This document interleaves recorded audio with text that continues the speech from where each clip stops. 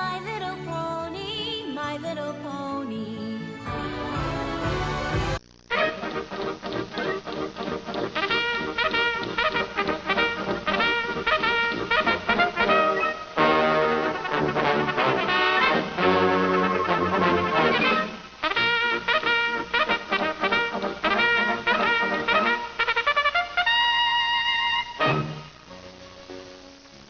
Into the northern region of Canada at the close of the 19th century rode Dudley Do-Right of the Mounties, lonely defender of justice and fair play, handsome, brave, daring, and hopelessly lost. These service station maps are impossible. Can't even fold up the thing. I think I should have turned left at that last tree. Meanwhile, a short distance away, Snidely Whiplash was up to his favorite pastime, tying women to railroad tracks. He soon had unexpected company. A Mountie! Correct. Pardon me, sir, but do you happen to know the way to the Royal Canadian Mountie Camp? Why, yes, I do. Oh, this pesky knot. Could you give me a hand, or rather finger? Always willing to help a citizen in need. There. Dudley Do-Right of the Mounties. Get out of that if you can. Oh, fudge.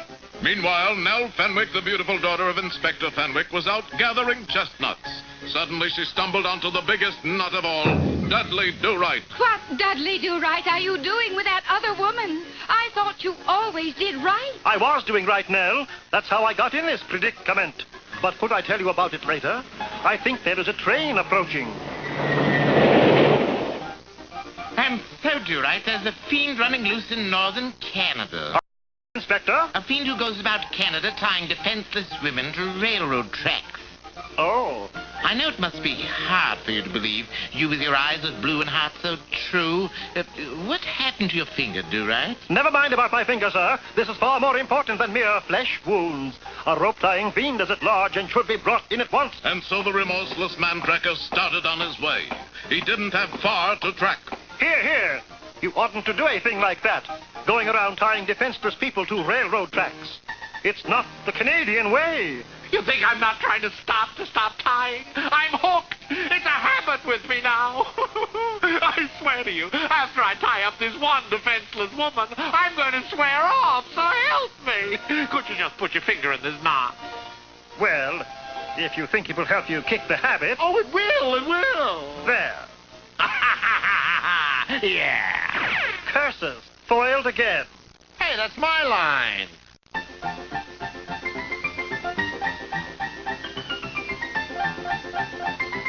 Uh-oh, another woman. He didn't swear off. A man. Confound that Whiplash. Nell. Inspector Fenwick. Snidely Whiplash. Snidely Whiplash? Now I wonder. But Inspector Fenwick did not get his nickname of the Canadian Fox for nothing. Now, all of you have heard the old proverb, if you give a Snidely enough rope, he'll put his foot in it. Why, no, Inspector, I don't believe I've heard that proverb. Don't interrupt, Do-Right. We're going to use deception. We're going to disguise you as Nell. Me, sir? With those baby blue eyes, you are unnatural. True. What the inspector didn't know was that Snidely, realizing that the heat was on, disguised himself as Nell. Dudley, where are you? Nell, you heard your father's plan. Go on back to camp. You'll give the whole thing away. Nell, what are you doing? Nell, this is no time for hijinks. There, Snidely Whiplash. Caught at last. Oops.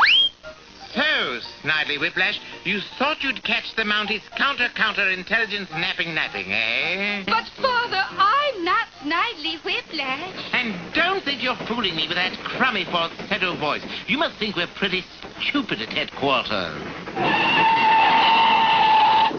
Hey, buddy, don't leave stuff laying around in the tracks, huh? Trying to confuse me, eh, Whiplash? Well, it... As if I wouldn't know my own daughter and my favorite constable. Inspector Fenwick always gets his man. Well, Nell, I guess all's well that ends well. Why, sentiments exactly, Dudley.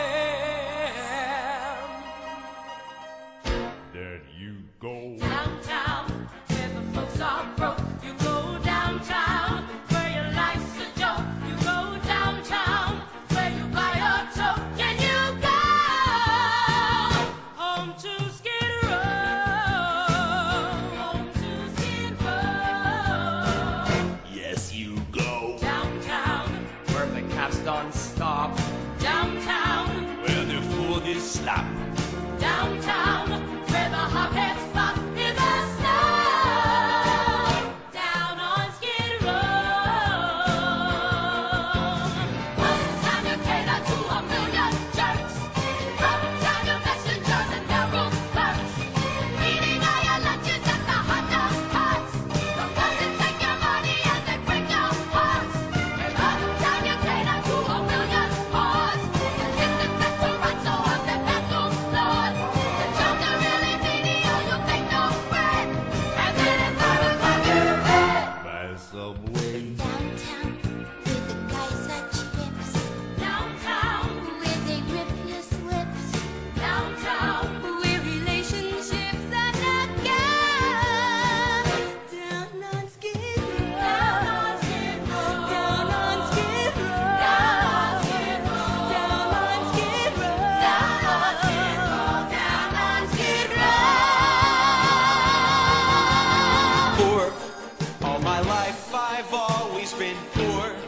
I keep asking God what I'm for, and he tells me, gee, I'm not sure. Sweep that floor, kid. Oh, I started life as an orphan, a child of the street, here on Skid Row. He took me in, gave me shelter, a bed, crust of bread, and a job.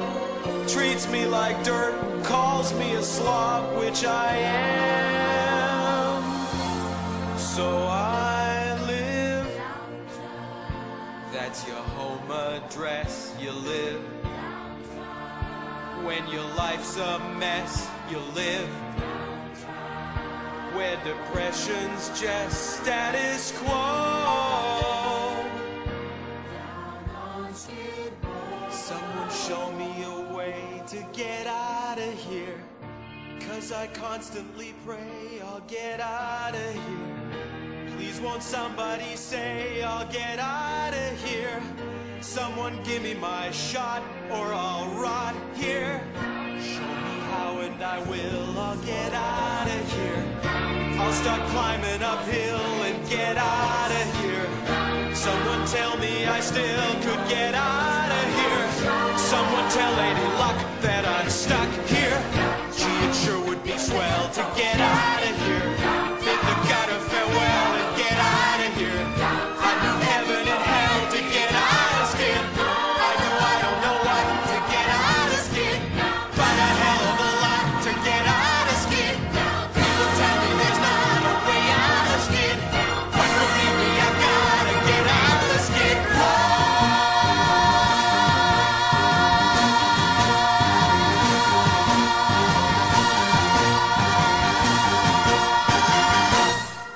Dear Princess Celestia, when you first sent me to Ponyville, I didn't know anything about friendship. I met some pony tonight who was having the same problem. Your sister, Princess Luna. She taught me that one of the best things you can do with friendship is to give it to others and help them find it themselves.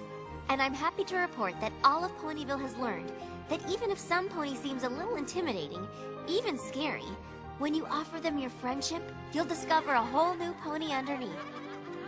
And even if my Star Swirl the bearded costume didn't go over, this still turned out to be the best nightmare night ever.